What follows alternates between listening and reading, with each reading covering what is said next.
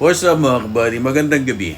So, katatapos lang namin mag-dinner and umakyat na kami sa kwarto at magre-ready na kami matulog. And then, naabutan ko dito si Shawin.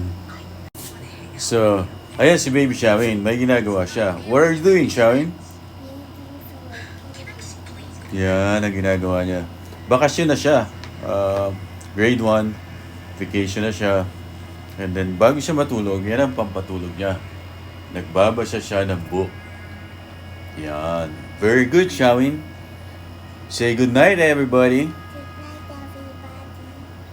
Bye-bye. So yan mga kabady, follow our YouTube channel. Dito makikita nyo our daily activities, daily life ni kabady. Alright? And follow my TikTok. Thank you and have a great night. Good night.